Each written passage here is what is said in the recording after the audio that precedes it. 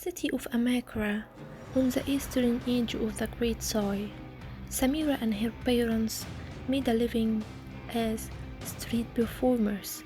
They beguiled and wooed onlookers, which thrilled Samira but worried her parents. Despite the fun their daughter had, they wished she could enjoy a more stable life. But wishes are as fickle as the desert rain. On the eve of Samira's 14th birthday, armed strangers swarmed Amakra. Hidden among the rafters of her home, Samira watched as the strangers seized innocent villagers. Many people were slain before her eyes. Samira didn't cry. She didn't scream. Instead, she felt bad, not at the killer, but at herself for hiding. She had never felt crippled by fear before, even when she attempted the most daring stunts.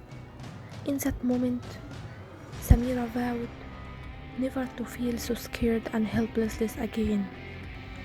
Though wounded, Samira and her parents escaped to Belzin, a port city under the Noxian Road, with 100 of others to the Americans. Noxus provided a safe place to Samira. Noxus opened a door. Other refugees found comfort in living quietly. Samira was determined to reclaim her courage. She took to the streets alone, since her parents, weary and injured, couldn't. Performing was no longer a job. It was her stage to be fearless.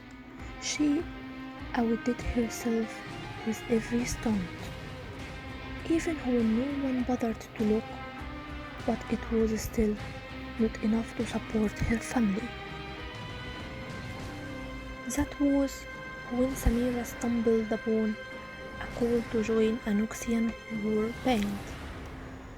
Drawn to the excitement and the financial resources it would provide, she enlisted.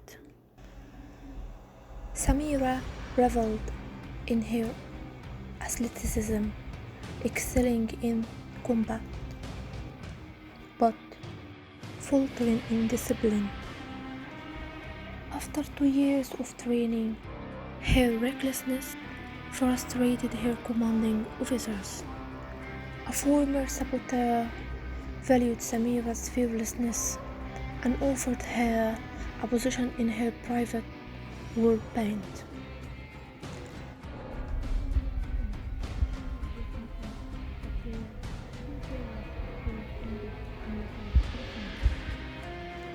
Hungry for the dangers it promised, Samira agreed without hesitation.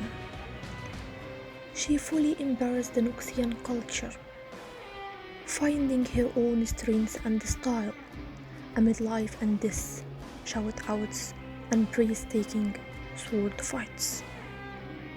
To her, what mattered most was challenging herself to turn dangers into thrill and the thriving of the constant risk that made her feel truly alive.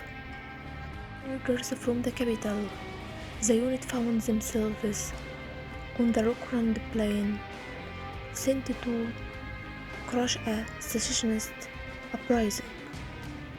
As the war band located the enemy's stronghold and approached the rebel leader, the fortress exploded.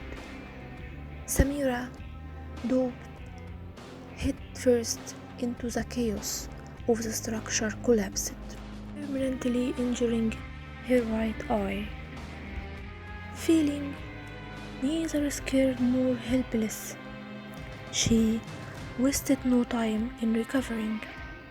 The captain could no longer move her legs. She had sustained a more serious injury. Frustrated at her failure as their leader, disbanded the unit upon the return of its survivors.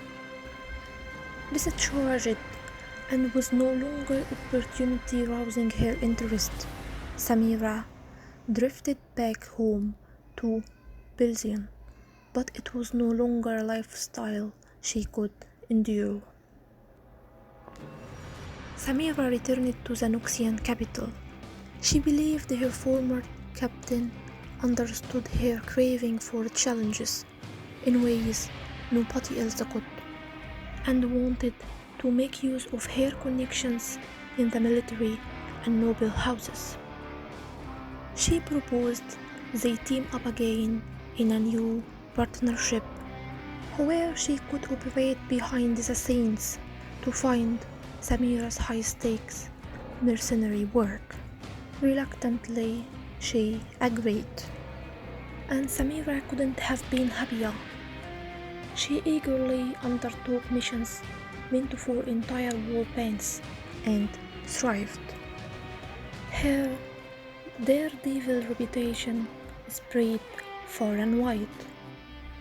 With her captain's support, even the Noxian High Command accepted her, recognizing there was no one better suited to take on their most perilous missions.